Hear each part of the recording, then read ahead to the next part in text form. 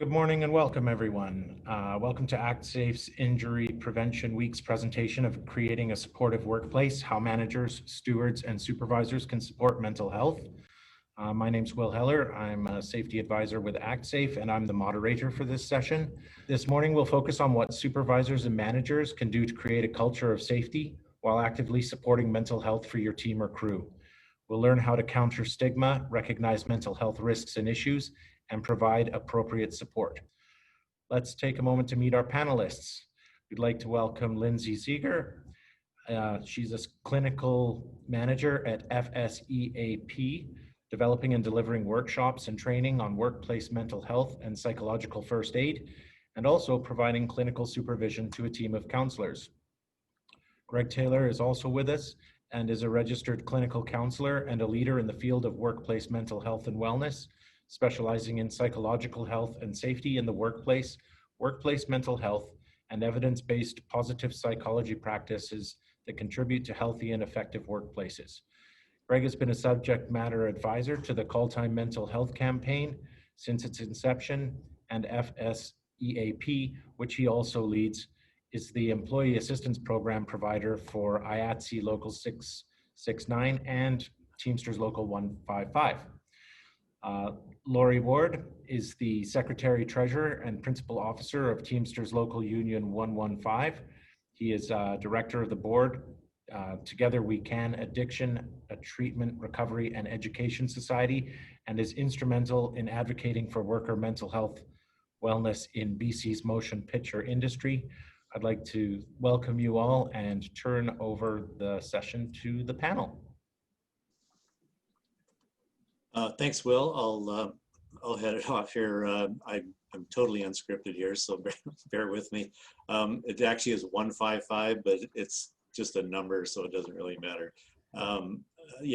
First I want to thank Will and everyone at Actsafe, Manu and Anand and Jennifer, for providing this session today. We as a union group, and certainly recognize a real need in our industry. We started in 2017, I believe, at that time thinking it was at the peak of the opioid crisis. I've been in the industry for over 30 years. So I think I'm qualified to say that, the stress levels of this industry, the toll on the mental health and the addiction that goes with it. I'm certainly no expert in any way, and that's why one of the first things we did as a multi-union initiative would be all 6 of the film unions, is that we needed to be able to rely on the resources of experts.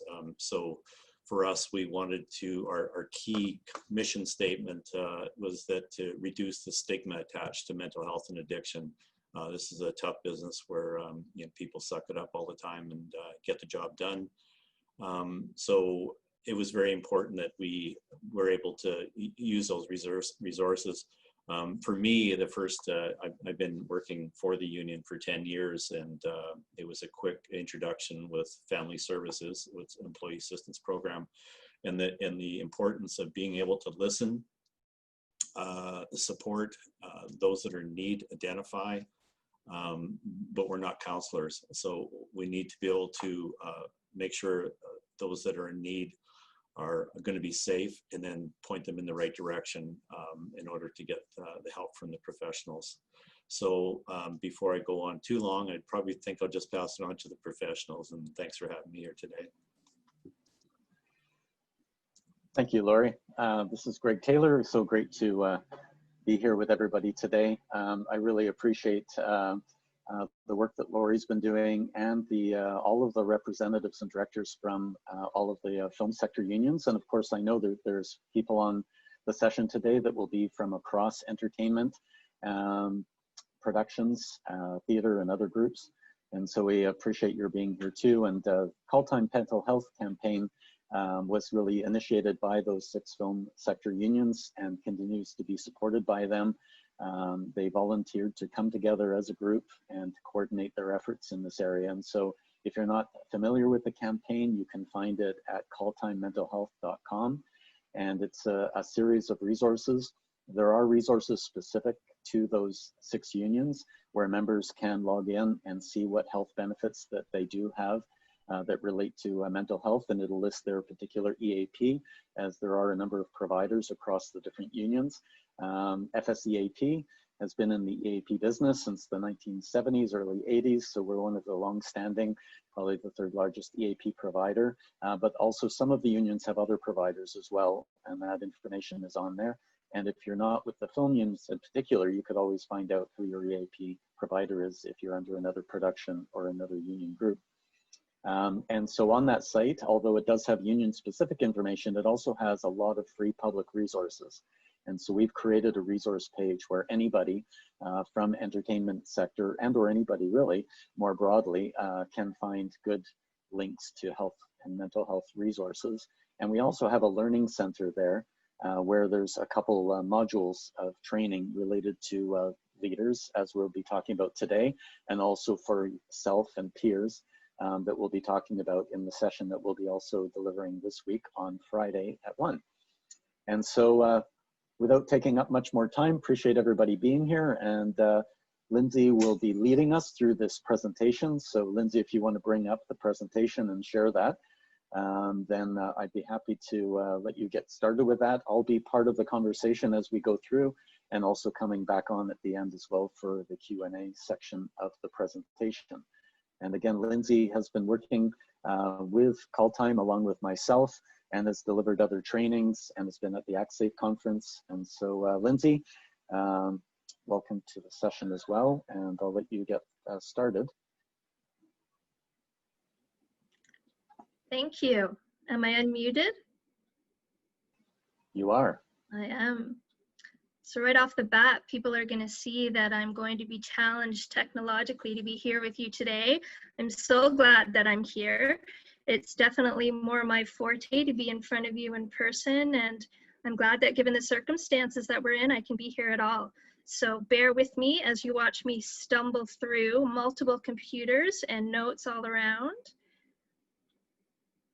So here we are at Actsafe Injury Prevention Week 2020, the 21st to the 25th of September.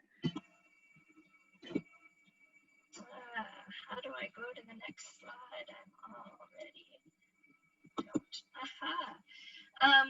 And FSEAP is here with you because of our relationship with Call Time Mental Health, as both Lori and Greg spoke to. There'll be more time to ask questions about Call Time Mental Health towards the end of the presentation. And you can see the website address there, calltimementalhealth.com. I encourage all of you to go and check it out. It's a great resource. So let's begin. Let's think about what mental health looks like in the BC film industry. This is information that comes from 2015. It's the most recent research that I could find. As we consider how we take care of ourselves, it's really important to look at how many hours we spend working each week, because the time that we spend working is not the time that we're taking care of ourselves. It may be really exciting, it might be fulfilling, but it's not the same way that we spend time on our own and with loved ones.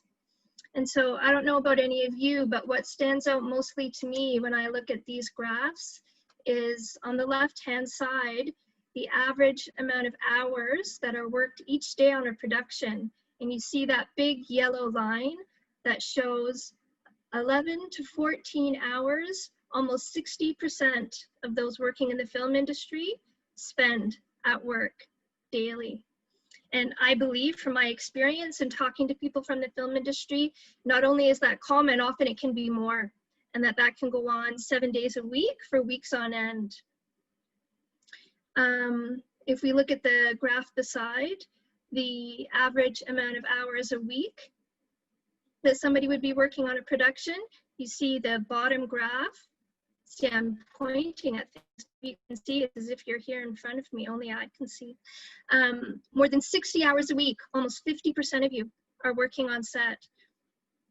So that's important information when we consider what it means to take care of ourselves and how our mental health might be affected. Yeah, and of course, I think in these COVID times too, I mean, The alternate side of it is that people have gone from that intense level of work, right, to a shutdown. And so what that kind of means to people is they suddenly have this time, unfilled time, that they used to be committed to that work. And of course, that work also generated income. And so there's many stresses, some of which we'll talk about today as we go along, and then also we'll be talking about on Friday as we talk about our own personal mental health and supporting peers as well. Yeah, it's a really good point. I have a list of information that we'll talk about in a little bit that's really specific to COVID and the differences that all of us are managing because of the global pandemic, and we need to keep it in mind as we're moving forward. And so here's some more information on mental health in the BC film industry. The reports of the amount of work and the workload from your own in the industry show that it's a really heavy workload, that less than 11% of you are reporting that you get the right amount of sleep while you're working. And when we think about the cumulative impact of that goes on over several weeks and several months, it's significant. When I look at that final point, the majority of film workers indicate that work interferes very much with leisure time, with family and social life, and with getting regular physical activity. And all three of those indicators are ways that we may take care of ourselves and our mental health moving forward. And so we can see how there's a natural intersection in being in your industry and what it means to take care of yourself and your mental health.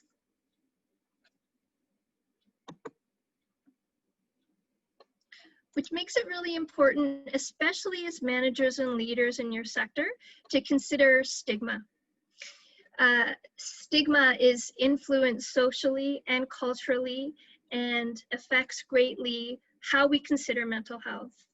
I'm not going to read out all of these points to you, but it's important for us to consider that just under half of Canadians thought that mental illness was an excuse for poor behavior. And that takes us to the next slide. Whoops, this was an ad campaign from the Canadian Mental Health Association it's been going on over the last 10 years. And clearly it's a bit tongue-in-cheek, right?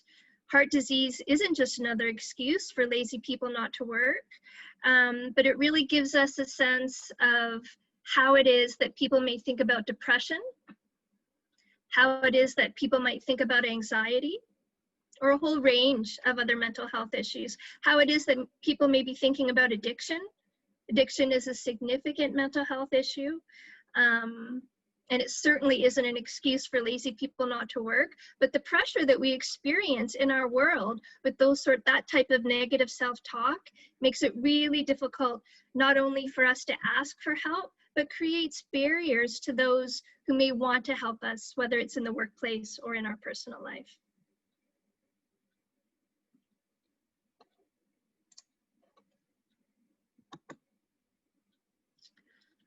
So let's spend a little bit more time talking about stigma and mental health. It's fear and misunderstanding that's caused a lot of the stigma about mental illness. Unfortunately, lots of times people think less of a person because of their mental health condition. Stigma has people feeling shamed, they feel shunned, they feel blamed. Sometimes people are even physically harmed because of their mental illness. Sometimes we can present in erratic or concerning ways to those around us. Sometimes people call for intervention when somebody's really just struggling to take care of their mental health. So there's understandable fear and resistance to accessing help for ourselves when we're unwell.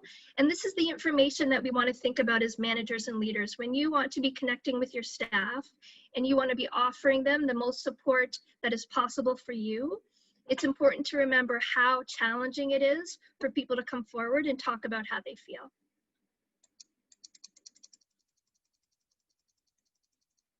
The amount of things, oh. I don't know why that just happened. Oh, look at all the There we same go. information is going to float in. It's magically appearing slowly. Why is that happening? And no, it's good. It's okay. And I'm going to, oh, you yeah. go ahead, Greg. Yeah, and work environment is Mhm. important. I mean, it's the research that was done, for example, after, I mean, this is referring to something that the anniversary just happened, was 9/11, the research done in terms of how workplaces affect mental health. And they found that in New York and surrounding areas during 9/11, that the difference for first responders in terms of how well their mental health sustained before, during, and after was based on the actual cultural environment that they were working in. So in other words, there were high rates of PTSD after the trauma of 9/11 in units and or in station houses where there was a low amount of openness and ability to discuss mental health and personal issues.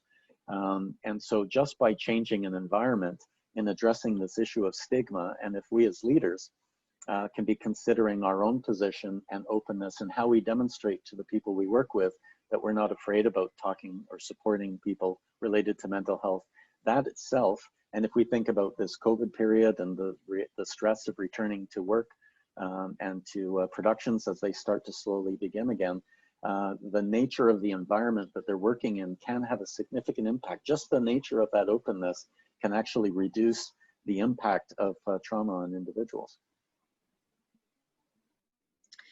It's a really great point, Greg. I was just reflecting on one of the actions that I consciously undertake at work while I'm working with staff, whether it's remotely or in person at a very socially safe distance interaction, I might add, in the office. I consistently talk about the differences I notice in my own functioning since the start of the pandemic. I'm aware of being foggier. I'm aware of, for no reason, it seems, just getting mad sometimes. I don't know if that happens for any of you, but some days I just wake up mad and I don't have a good reason for it, except I think it's really stressful to keep dealing with the pandemic. It's stressful not to see my family and friends the same way that I used to. It's stressful to not have the same interactions in the workplace that I'm used to. And so by me talking about that, because I am in a management and a leadership role, not only is it helpful for me just to be transparent about where I'm at, but I really want to make the space for the other staff that are around me to be like, yeah, you know, this is what's happening for me. And so that's an example of ways that people can share their own reality within your own boundaries. People don't need to speak in Lindsay language or the way that Greg would or the way that Lori would. It's okay for you to be yourself, share in the way that feels reasonable for you, and it's okay to identify the stressors.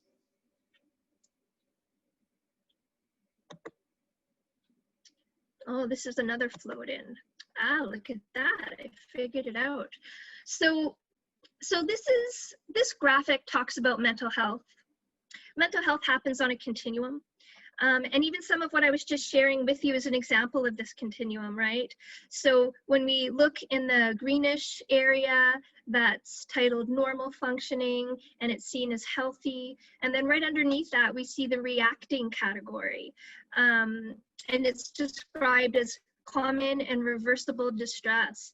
And that's how I would describe some of what I was just sharing with you earlier. You know, when I'm feeling really grouchy, sometimes I'm feeling really tearful. There have been moments where I've surprised myself at what used to be just normal interactions with staff and people in my life, and suddenly I'm welling up with tears. So in that yellow box, it's described, this type of distress is mild and temporary distress or reduced functioning due to stress. Reactions are short-lived, relatively mild, and very common.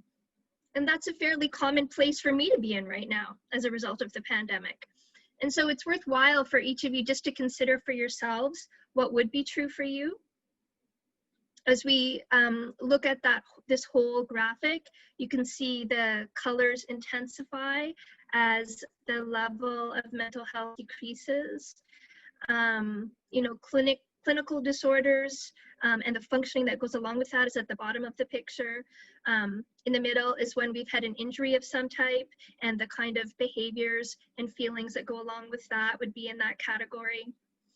The other thing that's important to note is you can see that this arrow goes up and down both ways, because it's really not only common but normal and healthy for us all to have variable states of mental health. So not just the mild in the yellow category that I was referencing to for myself. You know, I've reached the 50-year mark in my life, and it gives me some capacity to reflect on what it's been like to be me over time.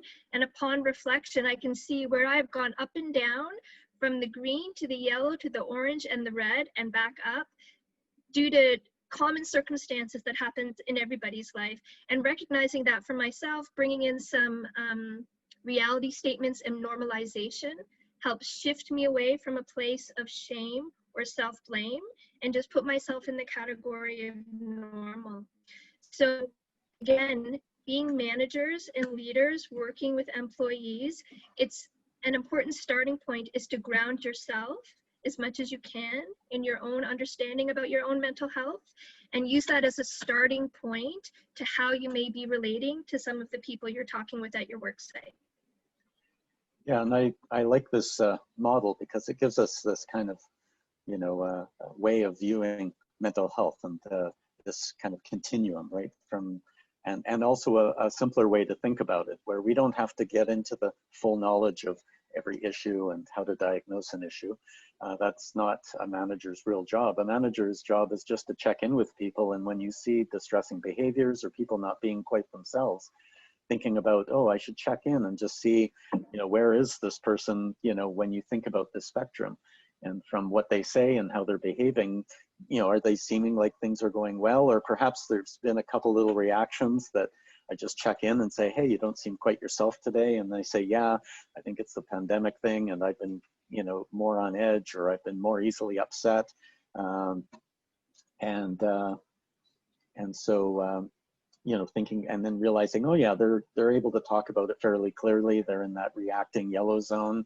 Or somebody may say, actually, no, I'm not coping, right? I've started to use more substances to try and get through this time. Or they may say, you know, I'm not able to get out of bed. And, you know, they may demonstrate some things that seem like more serious, more persistent issues, or may reveal something even larger that may put them kind of in that red category that's kind of a red flag. But having that framework, and we'll talk a little bit about more how to support a little bit later on in this conversation, but you don't have to have a lot of psychological knowledge to assess deeply into an issue, just to know, okay, what this person's telling me, how they're talking about how it's impacting them.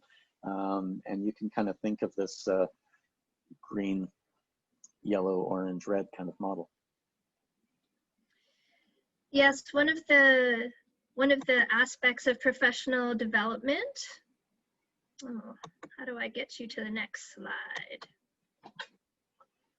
Yeah, and I think we'll be getting to this. There's just a question popped up about, you know, some opening statements or opening lines about how to start a conversation. So just letting people know we'll be getting to that later in the presentation. Yes, we will. And that dovetails perfectly with what I was just going to say, in fact, is that one of my learnings in terms of my professional development as a counselor and a therapist. So we learn how to do counseling. There's specific skill sets that are learned. And the other piece that I needed to do was integrate being a counselor with being Lindsay, who I am as a person. And that takes time. And that's one of the strengths that people have who aren't functioning as a counselor and a therapist. That's not going to be anybody's role who's a manager or a leader or a supervisor who wants to connect with your staff. You actually can just be yourself. You can have a conversation the way that you would have a conversation in any other day. What you'll be doing differently is having some intentionality in the questions that you ask, or even in starting the conversation. Otherwise, you're just going to be yourself. You don't need to learn anything new or be in a different way. You can really be yourself, and that in and of itself is a comfort to the staff that you'll be talking to. This next slide is just a good graphic that describes what it is that's happening for somebody that we're working with.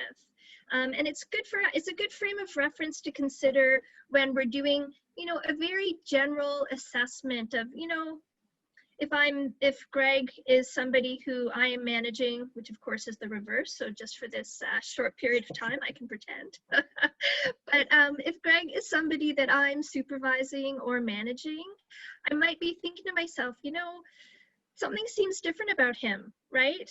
And what kinds of things might inspire those thoughts from me, right? So it might be physically how he looks, right? He might be dressing a bit differently, you know, something might stand out to me, how he's behaving, how he carries himself at work, the way he's talking and thinking is part of our cognitions.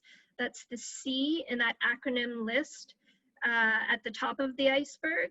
I want to point to it, but I'm not pointing at something, you're all looking at it. So some of Greg's cognitions, how he's thinking, how he's speaking might have changed, and how he's expressing himself emotionally, right?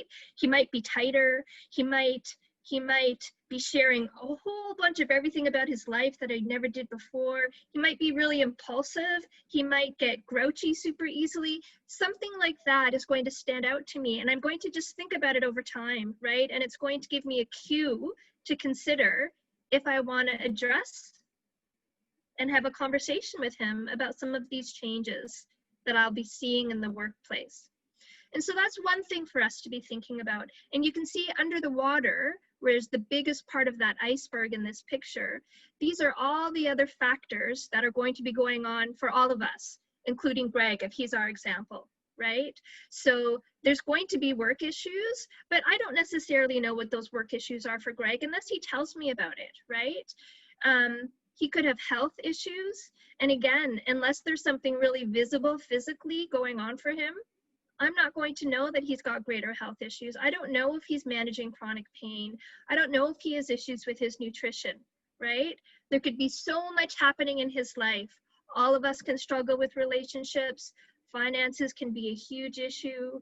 I know specifically in the film industry, it can be a bit of a feast or a famine situation where there's lots and lots and lots and lots of work, and maybe all the money comes in, and then there's periods of time where that doesn't exist so much. It's difficult for people to manage their finances in a situation like that, and I don't know that everybody's always talking about that at work. So as a manager, as a leader, as somebody who provides leadership at a work site, it's important just to sort of broaden our view of what it is that may be happening for somebody as we consider our role to support them in the process. I wondered if there was something you wanted to add to that, Greg. You like this? Again, I like these models, you know, green to red and iceberg, tip of the iceberg idea. And that, you know, as leaders and managers or stewards from the union and observing people, right, we're just looking for the observable cues. You know, we may or may not find out necessarily what's underneath it unless people share, but we're able to see about the physical changes, their actions, their moods, their outbursts, their tears, whatever it might be, and be able to just come alongside that person and be a safe space where you can say something like, I noticed this, or I noticed you're not yourself today as this happened earlier in the day, and I'm just checking in to see how you're doing. How are you coping during this time? Do you have enough supports for what you need to be able to do here at work and in your personal life? And so we'll talk a bit more about that, but it allows you to do that, knowing that there could be any of these items kind of below the surface, and people may choose to share what those are, or they may just acknowledge, no, I have some health stuff, or I have life stuff going on at home, or whatever it might be. It may come under the stuff category, and that's okay. They may share more later, but that's when you can start to open that window to saying, well, if you don't feel like you have enough support, or it's interfering with your life, your relationships, with coming to work, you know, how can we figure out some resources that might be able to help you? Yeah, if I could add, we often will get calls from shop stewards where they might not be comfortable speaking with the individual member, but they'll phone us and make us aware of it, and allows us to keep tabs on that and try to find the right time to just say hello. It might be during a set visit, and so those are important things. And I might also want to add that in our industry, a lot of people are put into kind of a semi-supervisory position. So this really, and then that's how Actsafe use it too. So anytime you're giving anybody directions, you are a form of a supervisor. So, and especially during this hectic pace, I'd also feel it's appropriate to say that people are put into leadership roles suddenly. Like, here's 2 radios, here's a cell phone. You're now deputized. You know, yeah. And there's a lot of pressure on people that are put into that position suddenly, and it can be kind of intoxicating too. So we have to try to catch ourselves as leaders that way too. And I think the thing is, we also have our own struggles, right? And so I think when we're put in a leadership role, sometimes we assume that means we have to have all our shit together, which of course we don't. We want to look like we have enough of it together to do the job and to do that role. But when it comes to also relating to our teams, it's okay to have some suitable level of vulnerability, like Lindsay shared earlier. That's how you create a safe space, is to be able to have some acknowledgement of your own circumstances. During this time of COVID, they also did studies about large organizations and which ones were doing better in terms of mental health scales in their organizations. And it was the organizations with, right from the very top of the organization on through the leadership levels, of people actually saying, wow, this has been hard. You know, working from home has been different. You know, being on Zoom meetings for long stretches has me burnt out. And so I'm trying to pace myself. So as leaders, we're able to acknowledge more about their own, normalize the fact that people are having challenges without suddenly saying, therefore, I'm not capable of my job. It's not saying that. It's just saying, okay, as I continue to do my job to the best of my abilities, and there's also this stuff that I'm dealing with. And you can just share the comfortable level of that, like I just did, and that can be an opening for people. Yes, so what Greg and Lori are both speaking about is just the unique position that we're in when we're in any type of a leadership role, whether it's just on the fly, like Lori was describing, as can happen, or whether it's more formalized. There's really an opportunity for us to be providing support, and that support doesn't have to come with any particularly special ways of functioning. You being you, reaching out to somebody who seems like they're in need, and offering even the simplest of support, which might be a telephone number to Lori at the Teamsters office. If that is much as you can offer, that's something, that's warmth, and something that you're giving to somebody who's under stress. Okay, what am I doing? Oh, okay. So let's talk about how it is we're going to share emotion with people, potentially, and how we're going to conduct ourselves when we're interacting with them, when we consider that we might be giving them some support with their mental health. So this seems kind of magical that I'm going to be able to make this work. So let's just see if I have that magic power. Is it working?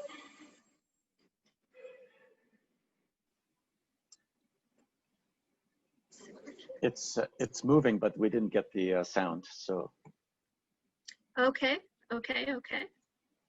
You might have to narrate it for us. Oh no.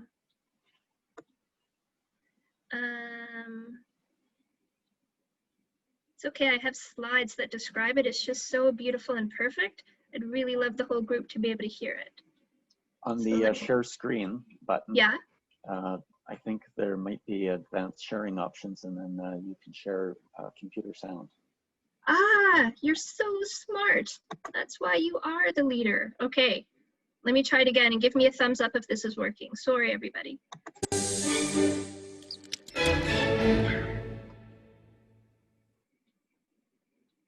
So what is empathy, and why is it very different than sympathy? Empathy fuels connection. Sympathy drives disconnection. Empathy, it's very interesting. Teresa Wiseman is a nursing scholar who studied professions, very diverse professions where empathy is relevant, and came up with 4 qualities of empathy. Perspective taking, the ability to take the perspective of another person or recognize their perspective as their truth. Staying out of judgment, not easy when you enjoy it as much as most of us do. Recognizing emotion in other people and then communicating that. Empathy is feeling with people.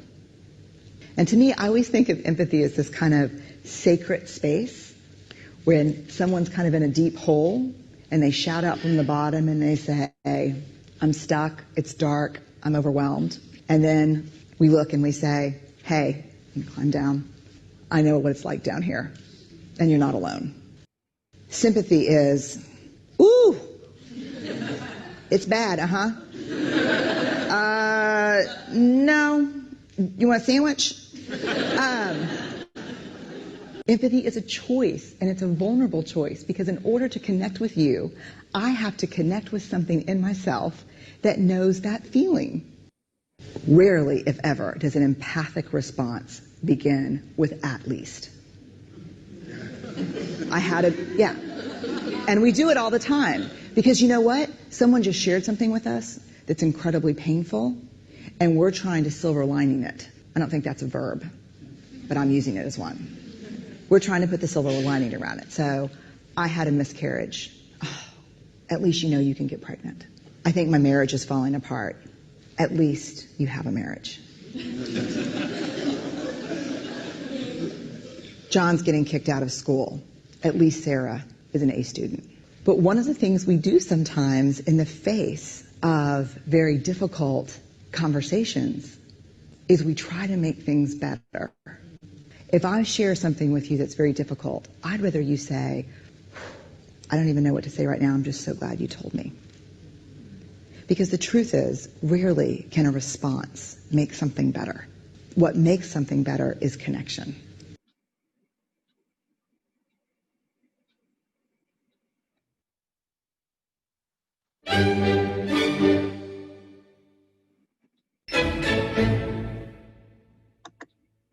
Whoops. That happens when I'm in front of people way as when I'm on Zoom. So Brene Brown, maybe lots of people know her. Sometimes people don't. She's quite well known. She's a social sciences researcher, a qualitative social sciences researcher who's got lots of stuff out there. I encourage you to check her out. She summed up a lot of the factors that we've just been talking about leading up to that video. The person who was the animal person was in need of support, talked about having a miscarriage, having a relationship falling apart, concerns about their children. And so that's all of the information that's going to be happening underneath the water of the iceberg in that graphic that we were talking about before. And she sums up really well about how we're not going to be responding to people with a magic wand that's going to make everything better, as much as we may like to, and as much as the people we're offering support may even want that. We just don't have that magic. But what we can do is be there with them and walk alongside as much as exists in our capacity to support them to take care of themselves. And so we do that with empathy. Understanding what's going on with somebody else. The video also talked about perspective, being able to consider somebody else's perspective without the judgment that we may, she made a joke about how fun it is to judge people. And, we all assess how others are doing in certain circumstances, but to be offering ourselves in an empathetic way and in a compassionate way means turning the volume down on some of that judgmental language and really just being present for what it is that people have to say. And really to distinguish between empathy and sympathy, that was another cute part of that video was, I don't even know what type of animal creature that was snacking on a sandwich.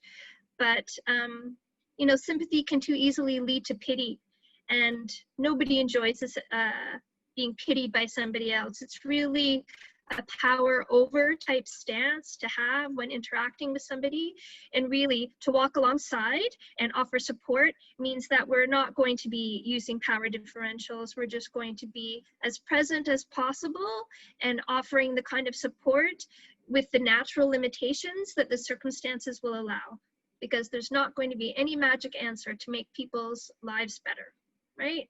Just one step at a time.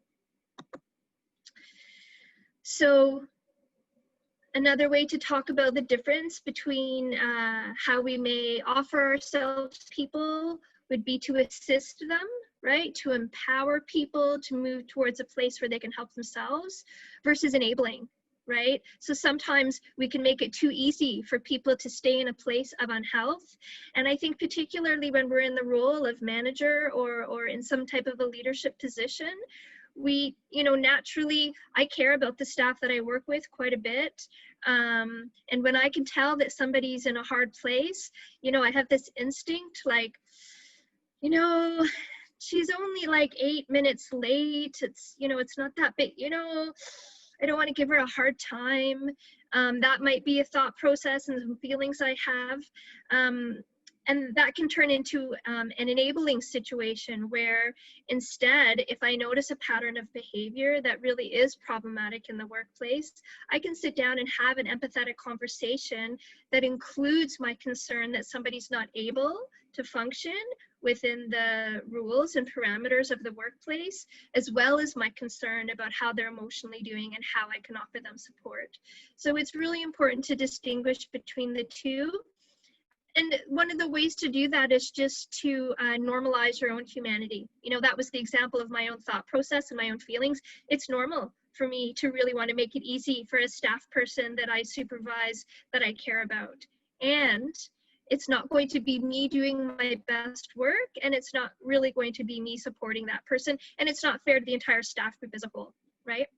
So those are the thoughts to consider. Whoops, I went the wrong way. Why did I do that? Oh my God, it's going the wrong way. Why is that happening? So many things that can go wrong. There we go.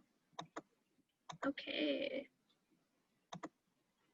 Well, just while you're doing that, I mean, I think, that it's comforting to know that, especially with that video, right, talking about that empathy, and it doesn't mean having an answer or trying to minimize it, right, or to have all the solutions. It's also about notice how I could sneeze without moving. That it helps to just know suddenly with this model that we're showing that, right, people are on this, green to red spectrum, and that there's the iceberg, and that we're just noticing changes, and that the way we introduce the conversation is by just saying something that reflects that we noticed a change for that person, or we noticed a reaction or something. And then with that video, just showing that, it doesn't mean we have to minimize it or make explanations for it or ultimately have the ultimate solution, but just that power of connection to say, how are you doing? I noticed. And then when the person shares, not, being able to just say, wow, that sounds difficult, right? To just use natural words that come not as an answer to the whole situation, but a sense of safety and connection. And then the only difference is then being able to bridge it into that compassion that's about also then helping. And that may be a phone number, an EAP number, a resource, or just saying to the person, has this happened before, and what resources did you access last time? Because I know when I'm in a crisis, my prefrontal cortex, that thinking part of the brain, is turned off, and I'm all in my emotions or in kind of panic or fight, flight, freeze type mode. And so my thinking isn't clear. So sometimes if somebody just calmly asks me, okay, well, what resources do you have? What else could you do? Suddenly it forces me to go back into that part of my thinking. So I'm sure that bridges to some more of what you're doing here. Yeah, definitely. So we have responsibilities when we're in leadership to manage mental health in the workplace. And this is a listing of all of that. We're not going to diagnose. It is a very seductive, slippery slope for those of us who have general interest in psychology and what it means for people to behave in certain ways. And it's really important for us to move away from that. I'm going to move us. So I want to ground some of what we're talking about in some specific information for those of you who are in a leadership position and are curious about more. What am I going to be doing, right? So PACE is an acronym that can be helpful in organizing information for us to pay attention to. You don't have to remember all of the information, but you can remember PACE. The P is noticing physical changes. The A is noticing actions that have changed. The C is cognitions and capacity, how one's thinking and their ability to tolerate the regular day at the office or on the work site. And E is for emotions. So your role as the manager is to notice and observe the changes in pace. So let's talk about it a little bit more specifically. So here's some examples of what physically may change for somebody that comes into your awareness when you work with them, either over time or maybe even just one day, right? How they look, how they groom themselves, how they take care of themselves. Are they brushing their teeth? Are they nervous? Are they shakier? Does it seem like they're always getting sick, like they always have a cold or they always have a migraine, right? And so these aren't things to judge, right? This isn't about noticing it and they're bad or noticing it and they're good. It's just about noticing, right? And you're going to accumulate information for yourself over time to inform what kind of action you're going to undertake, right? So this is A, observing actions in the workplace. You know, so being late is often an indicator of things, being sick oftentimes, the kind of energy somebody has to do their work. Are they super, super hyper all of a sudden, doing everything all at once? Have they missed deadlines? Do you notice that people just aren't eating at all? You're noticing that they're acting out their feelings super significantly. You're noticing that they're talking about using a lot more and that maybe they're even talking about using while they're working, right? And I think that's one of the challenges in work sites where sometimes there isn't formalized leadership positions, where it's just, you know, today Jack is the guy who's going to be in charge on set, and Jack's actually really good friends with most of the crew, and so that means that maybe they'll be talking about what they did last night with Jack differently than if somebody was formally a manager. So I just sort of want to highlight some of the complexities of this for people, and there's no absolute answers for it except just to acknowledge it for yourself. And if you need support in figuring out what to do to support an employee, then you also can reach out for that support, right? So C is observing cognitions, how one is thinking. Like Greg referenced, the prefrontal cortex is sort of the logical online portion of our brain. So we may notice people having challenges with concentration, what it means them to remember directions or details. And again, this references back to myself, what I was discussing at the towards the beginning when we were mentioning COVID. I noticed that I don't remember things quite the same way, and it's not just because I'm over 50, it's because we're in the midst of a global pandemic, right? In the Vancouver area in BC, we just had smoke that was enveloping us. You know, that in addition to COVID, it's a pretty fatiguing place to be in, right? And then there's more serious things that one might notice, right? So that third, fourth, and fifth point, having strange beliefs that are not based in reality, that would be a delusion, right? Hearing or seeing things that are not there, that could be an auditory or a visual hallucination. And so these things, which I don't think would happen very often for you, because there's not a high percentage of these behaviors in the general population overall, and it can happen. This can be examples of somebody having a psychotic break, right? And so that can be inborn from themselves. That could be as a result of drug use. And so that's something that could happen.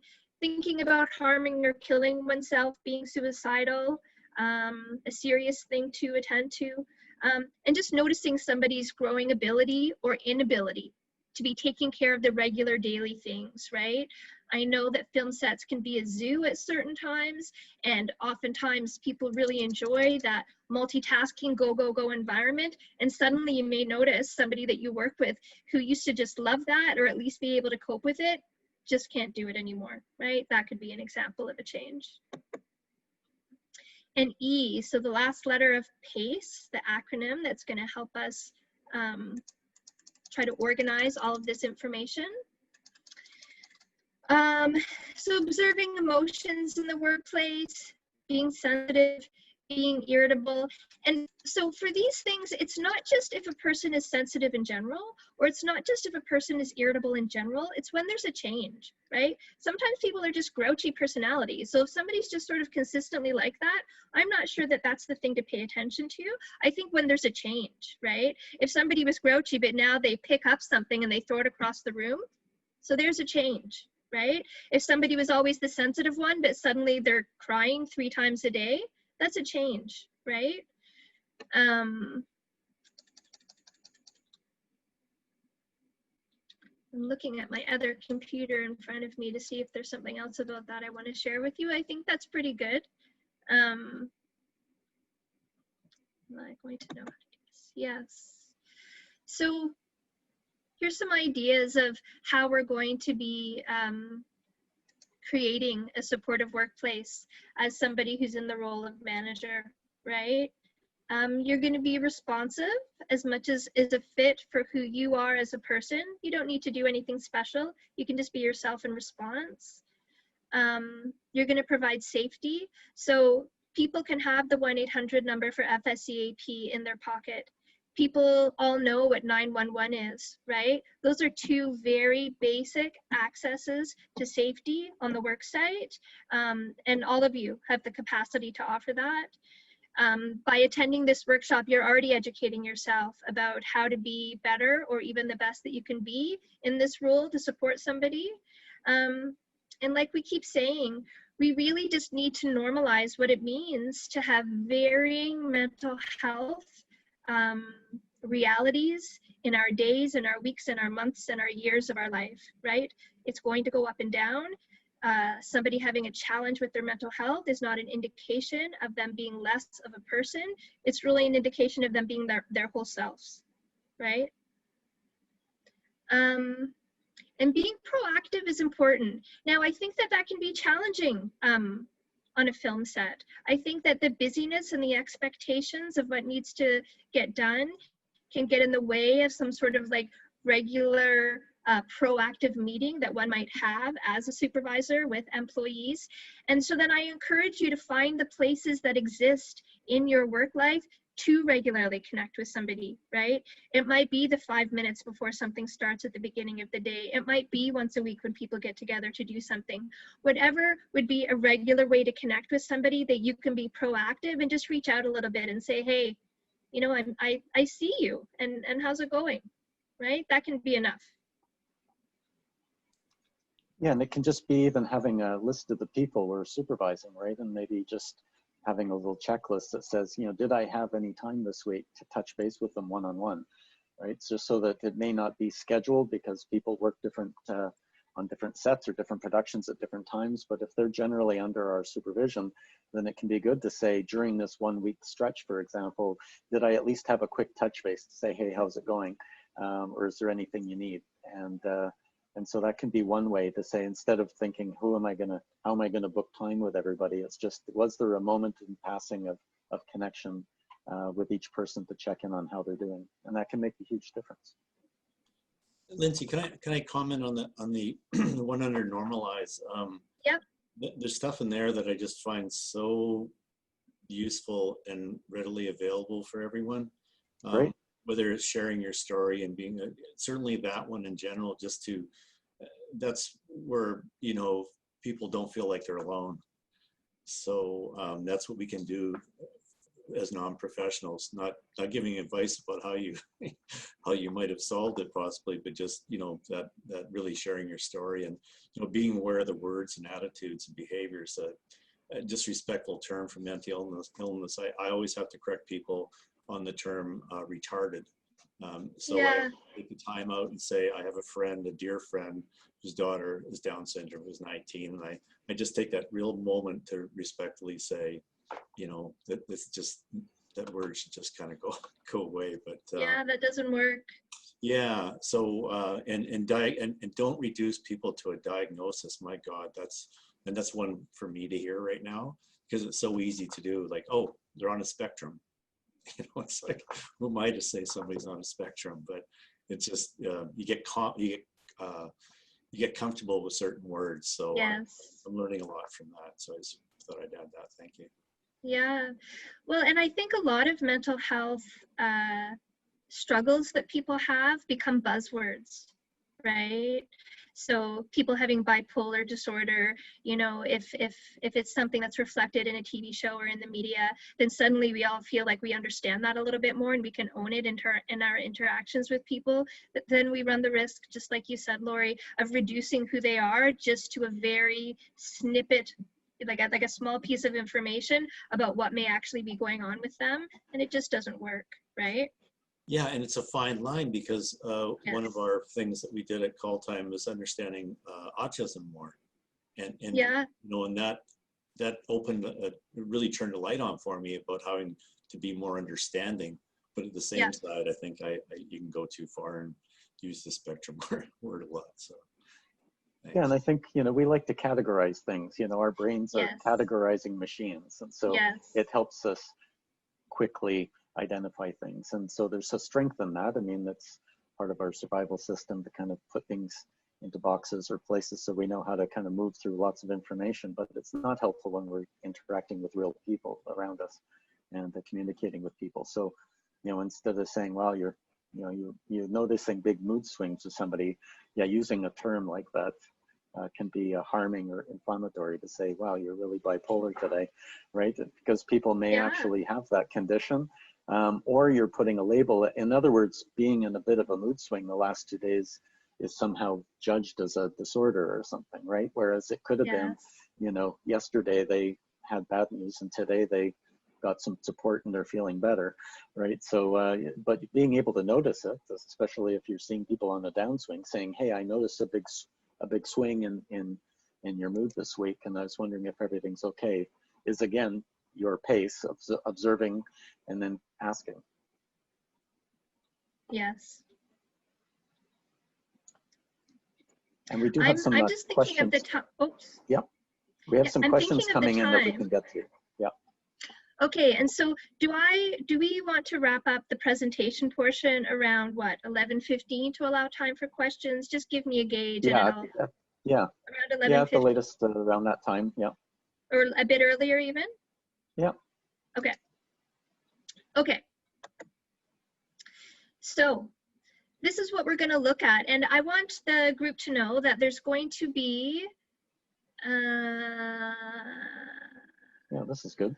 3 handouts that you're going to have access to through the Actsafe website that is going to further some of what it is that we're talking about here in terms of the actions that you can take to intervene, because it's one thing for us to talk about it here and it's better for you to be able to look at it again and really orient yourself to it. So I just want people to know that, not to worry, okay?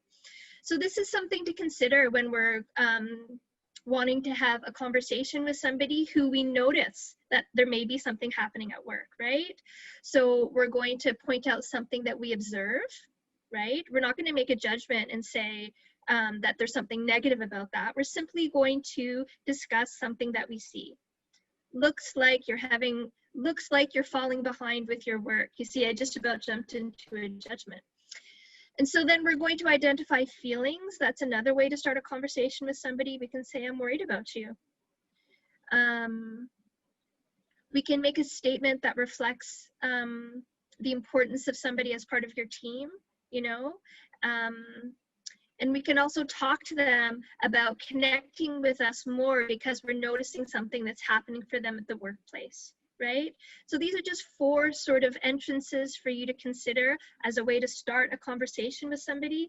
And it's good to have more than one consideration, because I think starting from these different places might also be a reflection of who you are as a manager and who you are as a person. Not everybody's going to come out of the gate with a feeling, right? Some people might feel more comfortable starting with an observation, and that's okay, right? You have some options. There's not one way to do it right, and it's just about impossible to do something that would be completely wrong. I'm not even sure what that would be, and I think that it, well, I could give some extreme examples that I just know that people aren't going to do. And so Yeah. let's talk.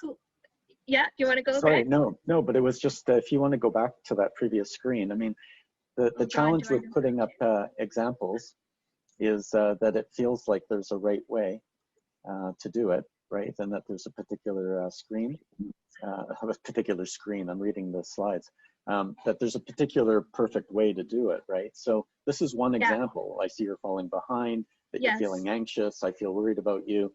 You know, you're important to the team, your contribution. And so how about we work together to figure out a solution? You know, that's one way, but it just gives you the flow, right? That's so it's right. it's that observing. So it may be, you know, wow, I noticed you've really lashed out at some people today, and I'm wondering what's happening for you. You know, I'd love to be a support for you and to talk that through.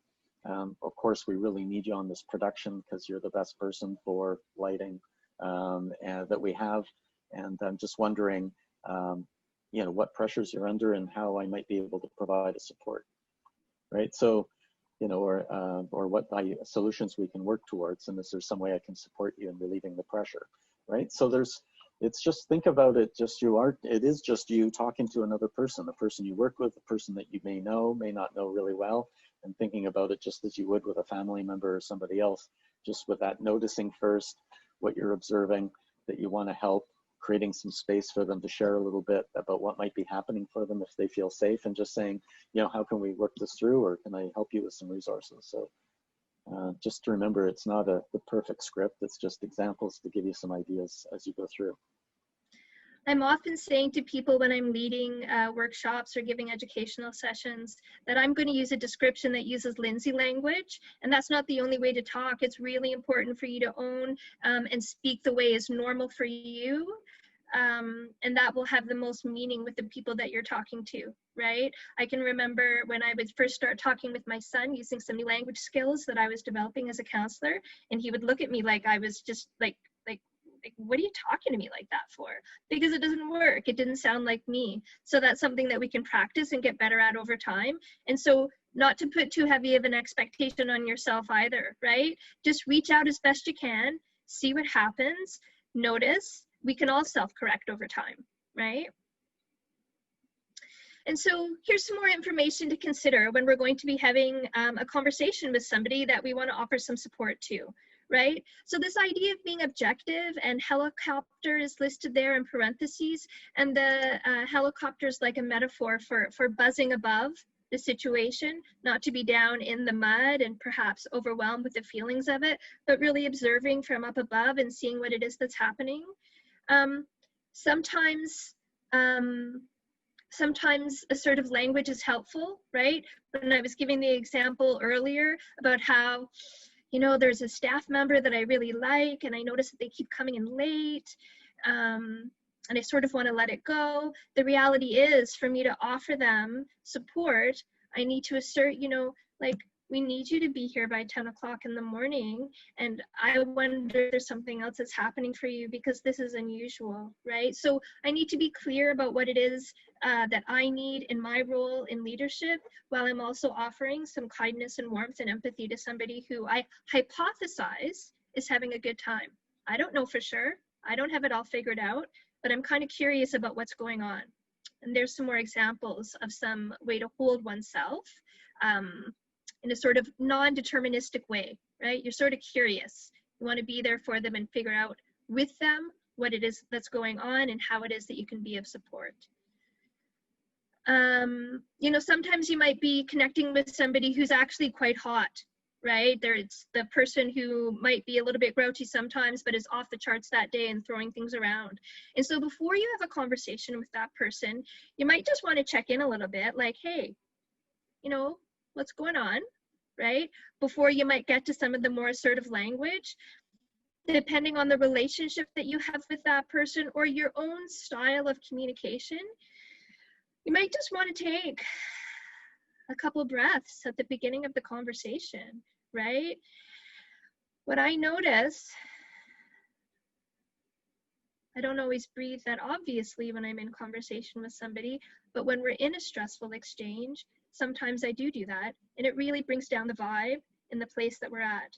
And it's a simple thing, you know, we can all breathe. When we think about mindfulness, it's really about being intentional, right? So the mindfulness for the person who's in a leadership position, right, who's going to be providing support, it's good to, you know, take 10 seconds, have some intention about what you would like to do before you cross the room to have that conversation that you'd like to.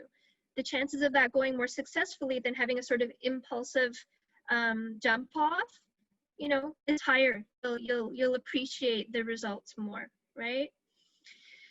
And then it's really, we are always available at FSEAP, right? You can always offer that resource. Somebody is always going to answer the phone. Somebody is always going to respond to a reach out of the request, right?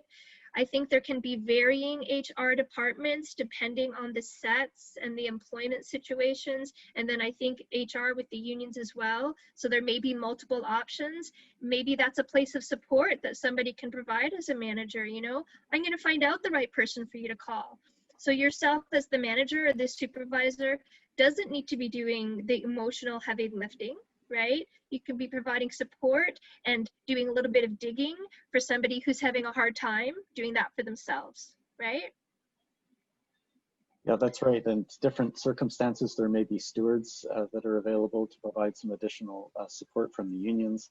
And of course, we're one of the EAP providers, but there may also be other EAP providers for other unions and groups as well. And so as a supervisor and the leader, you know, knowing who those are, having, if you're on set or on stage or at a work site, that you could actually have the wallet cards or tear off pads or pieces with you, and maybe a list of numbers or a few options that are on a sheet of paper that you can hand people. You can refer people to the Call Time Mental Health if they're in film in particular, because all of their union and health resources are there. And it could be you have other, maybe it's a crisis line, Vancouver crisis line, you know, a few numbers that you could just have handy and pre-prepared so that when you're having these conversations, you already have a few numbers that you could start with, particularly if it's an urgent situation. Yeah, I think it's important to mention that too, because some that are watching won't have any access to EAP programs. So, yes. And on Call Time Mental Health, although it was formed by unions, we want to make sure there's enough resources up there for those that don't have the ability for that. Yeah, and so as a leader, you could go to the Call Time Mental Health website and look at the public resources, because there'll be a variety of resources that you could then take and list for yourself to make referrals, because they're not specific to the unions. I also know during COVID times that the government has put together some extra resources and funded some extra community resources through Canadian Mental Health. And so if you just do a quick, even, you know, COVID Mental Health Resources BC, and do a quick Google search, that it will come up with some links to government pages where they're listing some of the extra counseling and or funded programs that are available in the community as well. So there's going to be resources for you to use as a resource, whether or not you specifically have an EAP benefit or access to one in your particular work group. So the one other thing that I'd like to add, just around the idea of having a conversation with an employee who's emotional, is that we don't have to finish everything that needs to happen in that one conversation. You can see in the examples, the fourth one down where it talks about making a request, right? And so you can start a conversation with somebody who's really seems to be struggling with the fact that you're having this conversation with them, and you can say like, hey, why don't we take a break for a minute? I can see that this is really hard. It's important to know, because I think it can be nerve-wracking, understandably, to be addressing somebody who's struggling in some way or another in their mental health. There's going to be a continuum of comfort for all of you in terms of how you do that. And so it's also okay not to put yourself under pressure to get whatever it is that's going to happen done now. That you can start a conversation. It can be too much. You can say, let's take a break. Let's finish this discussion later, right? You can also let people know that this is a hard conversation for them to be having, right? I can see that the discussion is making you upset, right? It's going to help normalize some of the natural experiences and feelings that somebody might be having in the moment. So these are just lots of different examples of ways that you can keep yourself grounded and responsive in a way that will work for you as a manager to be providing support with somebody that you're working with. I see that the time is 11:11. So I just want to say that out loud for myself. Yeah, do you want to just do a couple last pieces, and we have some good questions do. coming in? Great. And so this presentation is also going to be available for people through Actsafe. And so I'm really going to whiz through a few slides here. And these slides are really about taking care of yourselves as the managers and leaders in this role, and to know what it can feel like to be putting yourself in the position of providing support to others. It's as important to take care of yourself as it is to offer the support to somebody else. The metaphor of throwing a life preserver to somebody who's drowning versus jumping in the water and having you both go down is real and significant, and I really want to strongly reinforce it. So there's, you know, cumulative stress and burnout, compassion fatigue, vicarious or secondary stress. Those are some of the risk factors for people who are in helping roles. There's some information that I've listed here about what that can look like. Here's a nice graphic that can put the whole picture together of what can lead to burnout for people. Yeah, and I think lingering here for a moment is okay, just because I think it symbolizes what can happen. Oh, notice how I did that to you. Hurry, hurry, wait. Is that hurry up, wait. Is that, you know, that shows just different factors that we ourselves can be susceptible to, right? All of in the funnel to burnout can be a whole bunch of life stresses, COVID, getting back on set, all the testing and new regulations. You know, all of that can be happening for both us and others. And I think you're right. It's about us being able, as leaders, to be able to take care of ourselves. So perhaps as a manager, a leader, if you know that you're going to be interacting with people that are under a high level of stress, and you're feeling under a high level of stress yourself, instead of saying, I'm strong and I'm going to help other people who are struggling, how about saying, okay, I feel the struggle. And so what supports do I need? And if that's connecting with my union, if I'm a steward, if that's with a supervisor, if I'm a manager or a leader, I mean, you know, how do I get support for myself in preparation for the fact that I may be interfacing as I get back to productions with people who are under stress as well, and I need to be grounded enough to be able to help them. And so if you have access to counseling or EAP or other supports or those other resources I was mentioning, you know, maybe accessing them your own self, not because you're necessarily in a crisis, but because you can feel yourself on that edge, the COVID edge of how well you're doing, and just get some healthy support so that that's set up for yourself, so that as you interface and interact with people who may be struggling, and you put your energy into supporting that person because they've been upset or they're having a crisis, it takes emotional energy to have these conversations. And so where do you go after that conversation? Because you don't want to have one of those every day and not have a place to put your experience of that. And it may not be suitable to share it with anybody in the workplace because they're private conversations you've had with people about what's happening for them. So where do you have to go that's kind of private for yourself? And so having counseling or EAP connection or something set up for yourself can be a help. One of the handouts that will be available for people, it's titled Workplace Buddy, and it's a list where each of you can identify somebody that you connect with that's part of your own self-care plan as a manager or somebody in a leadership position or a shop steward, whatever the position is, so that you can create a plan. Those types of concrete list making work for some people, not for everybody, that's okay. But if there's anything that we're offering in this presentation that works for you, take it. If we're offering things that aren't a fit for you, leave it behind. I just hope that something is going to stick with all of you. I'm going to cruise through a little bit more.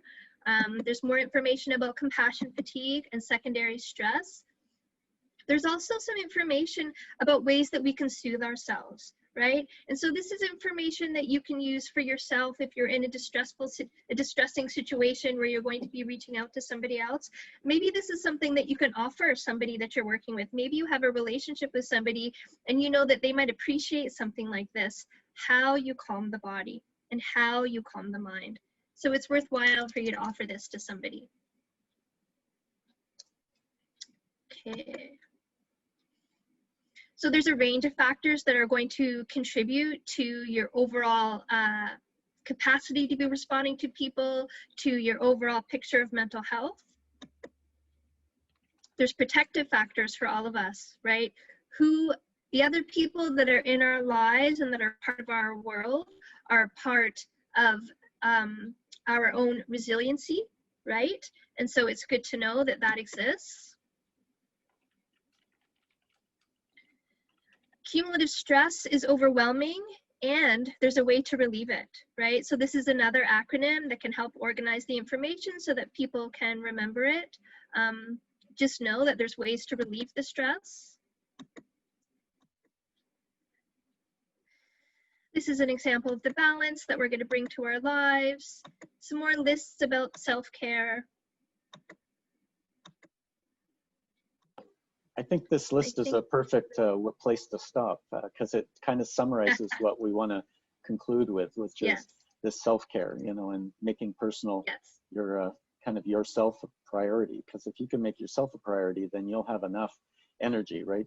If you're going home and not having anywhere to charge your battery, you're not going to be able to jump anyone else's battery. And so, you know, all of these things are important. And I wanted to get to a couple of the questions, if you're all right with that. Go for it. We have our moderator, Will, who's been emailing me, texting me, and messaging me with some questions. So we'll have him kind of jump in as well as we finish this. But there's a couple he sent me that we could start with. And Laurie, you could feel free to jump in as you feel suitable to as well. So one question was, have you any tips on how to best speak to a supervisor who doesn't feel mental health is worthy of a sick day, and therefore feeling more anxious about returning to work for fear there will be judgment or repercussions? So that's a tricky one, but I didn't want to sidestep it because there is that other side of it, right? Which is the workers who are showing up in the workplace and will have different levels of kind of acceptance of mental health as a legitimate health issue. And so yes. I have to say, I think it's really important to identify in the workplace and in the rest of our life who it is that's safe for us. And so it will be true for all of us at different times in our life that a supervisor or a manager is not a safe person to go to. I would love to say that this workshop will turn all of that around and everybody in leadership will now be understanding and accommodating, but we all know that that's not true. And so knowing that somebody isn't safe is a great starting point because it gives you an option to seek out somebody who will be or who is. So really trust yourself. If your gut feeling is that person is not safe for you to be vulnerable with, okay, you can find somebody else. That's my 2 cents on that. I don't know if you want to say. No, that's good because it may not resolve quite the supervisor issue, but it does mean that remembering to get a supportive person. So, you know, it can help a lot if you're struggling a little bit, just to have a moment aside with somebody safe that you've identified to just say, okay, I'm feeling a bit overwhelmed. Can we talk for a moment? And then you can move on with your day. Sometimes that's enough support to help you through the rest of a day. And so I think what you've said is perfect to that. Also, you may want to check with your union, with your steward, or just with your HR policies around sick days and sick time off. Because you are also allowed to take sick time off typically in most workplaces without going into the fine details of what sick means, right? Well, so yeah, sick days is in the industry is really has been not present at all, and only during COVID now. But it's regarding symptoms for COVID, which is great because it might open up the door to, you know, the fact that we shouldn't be going to work sick. It's a name request world. I really like what Lindsay said. You got to make sure you feel safe or know your audience, who you're going to approach. But certainly if you're in a unionized environment, even still, make sure you, I think as unions, we have to keep on educating ourselves, but please find someone within your union that you feel safe to talk with and have an approach going forward. But I think this issue is, you know, this is not going to go away. I think it'll improve. Even the employers, shouldn't say even the employers. I mean, the employers now are actually starting to recognize the mental health aspect of COVID. And so that's a great question and not an easy answer, but I think Lindsay nailed it the best. And then if you're unionized, please reach out to your union, and that's what we're here for too. Yeah, and there was a good question too about safe spaces. You know, where might you have these conversations with people? You know, on location, craft services. You know, where might these conversations happen? Yeah, and the only thing I really think have to add is this business changes as you change. So as you age, your resilience level drops. So what you could handle before, that changes. And I think we all need to be very aware of that, you know, people are used to getting by with not much sleep and big hours and getting that big paycheck on Thursday, but long-term effects are pretty significant. And but this industry is a very demanding industry. That's for sure. So we should never, when we do our orientation, I always say, if you make it in this industry, doesn't mean you're a good person or a good worker. And if you don't make it, it doesn't mean that you're not a good person or a good worker. It's not for everyone. It's very challenging, and things might change over time where you were resilient before. Yeah, that starts to drop off. Yeah, and I just think also having these conversations can happen anywhere. I mean, of course, you'll want it to be in a somewhat confidential space so that people feel safe to talk. But it could be, right, in craft services. It could be just saying, you know, on the way to craft services, just, hey, do you want to take a moment to walk together? Or when there's a break, right? It's just having those moments so that you don't make it into a big production. It doesn't have to be in a formal office. It's just a moment away, aside, to be able to share this kind of process of doing the noticing and saying, hey, I noticed you're not yourself these days, or that things have really shifted, and being able to communicate that in a safe space. And I think it doesn't have to be necessarily in a formal space, but it could be just at different times throughout the week. Lindsay? Well, I was going to say something really similar. Carve out that space. It really can be a brief interaction that you're going to link to another situation later where it may be more confidential and it may be a better opportunity to be vulnerable, but really carve out that space. If nothing else, say, hey, how's it going, right? And that can be on a brief walk from one place to the other. And there's no simple answer for that in busy environments. I think that film sets can be totally wild, and in different ways. Lots of different workplaces can be really wild. And so it's still possible for us to connect with each other and provide support. And so be creative and just go for it, right? Yeah, and I think there was a question here too about, you know, and that's easier in person. You know, how do you do it with people working remotely? And I think it's the same thing, that I think the challenge with working remotely is out of sight, out of mind, right? And that it can be easy for all of us to isolate. And so I think that same way that you're on a set and you have a list of your crew members and you're just kind of thinking through the week, have I had a chance to touch base with each of these people for at least a quick hello or how you doing? And it's the same. I think right now everything gets pushed to email, right? So unless you're actually on a formal Zoom call where there's typically other people and you're talking business, right, then we lose those meet in the hallway, meet at the craft station, you know, whatever it might be. And so how do we start to get intentional, have a little list and say, you know, which 2 people am I going to reach out to today? And that doesn't have to be left just to supervisors too. We'll talk about this on Friday with peer support, but that it could be all of our roles, just to be paying attention to the people on our crew, on our shift, or our friends that we've made over time, and just saying, you know, to help me feel better about me, maybe I can reach out to a couple of people and say, hey, I've had times of struggling lately. How are you doing? And just having that same kind of conversation can be really helpful. So for remote working, it's the same conversation can happen. And if you can make it on a phone call or a Zoom call or something else, that's great. But it's about those touch points where people are feeling connected enough to be able to share where they are. I think it's important for people to use the communication, the multiple communication outlets that we have that already exist and that existed even before COVID, right?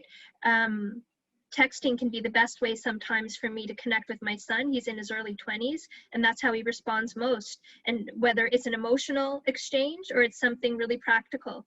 And so even on a busy set, if people are back at work and the people around, that's one way that you can reach out to somebody, right? You can send them a text and be like, hey, I can see you're having a hard day. And depending on your personality and who you are as a person, that might be an easier way for you to put the information out. It might be an easier way for somebody to receive.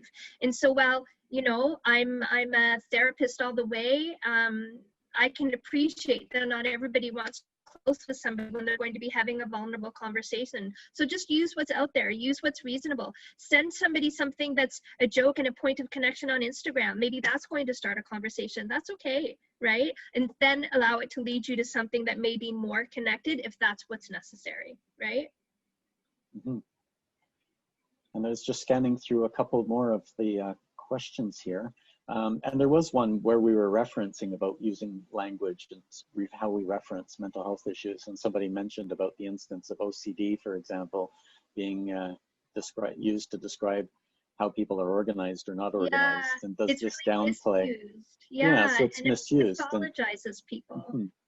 Yeah, so it's easy to want to generalize like that, right? Because it kind of puts it in, again, that bubble or that description. But it's best to step away from those things and just say, you know, I noticed you've had more difficulty keeping on track with some of these things this week, or I know noticed your mood has really changed, or whatever. It's observing the change that you're noticing versus putting a label on it, and that gives people an allowance to just and I think the good thing about all of this for any supervisors and managers watching is this is also just part of the script of how to be a manager who has to keep people accountable for their work too. So we focused a lot on the supportive nature of noticing changes and supporting people, which is a good way to approach anything. But also if it can be a performance issue, right? If people aren't doing well at the work that they're assigned to do, then this is the same conversation. Hey, I noticed you missed those couple things, or that you didn't show up the last few days on time, or whatever it might mean, but you can enter that conversation. It's a noticing, right? And it just happens to be noticing rather than an emotion or a mood. It might be noticing a performance issue. But then if you have this form of conversation to say, I noticed you weren't able, to meet that standard, or that, this hasn't met up to what we normally expect, or you haven't been showing up. And I'm just wondering what might be happening for you to have that happen, because it doesn't seem to fit with how you've been before, right? So then you're noticing the change, you're opening it up, and then you're giving them a chance to respond on what might be happening, right? And one, maybe they don't have the tool, the supply, or some other workplace related reason that you can then address as a manager or a supervisor. Or they may say, yeah, actually it's because I have this other personal distraction, or I'm having a harder time coping, or I have personal issues that are interfering with my focus. And then that's when you can bridge into this conversation about, okay, what kind of resources can we set you up with? So I think we're coming up on the end of our time. It's 11:28, so I don't know, Will or other moderators, if you want to jump in at this time and to wrap up the session, or Will, if we missed any questions that you thought were important. Great. No, I wanted to just say thank you to everybody who's on the panel, and you've done such a fantastic job with not just the presentation by Lindsay, but also handling kind of these questions that are very relevant to what we're doing and dealing with today. So thank you once again to the panel, and thank you to Call Time Mental Health and FSEAP for putting this session together. The time has kind of come to an end. If you wanted to learn more about the subject, please visit us at actsafe.ca. We'll have additional resources and links to all of the AIP presenters' websites. Additionally, visit calltimementalhealth.com for great resources on mental health awareness for BC's motion picture industry. One of the best ways of dealing with mental health awareness is by showing support to everyone who's working to make a difference. And on behalf of our panelists and the Actsafe Safety Association, I want to thank you all for joining us today and supporting us in our annual Safety Week initiative. And take care and stay safe.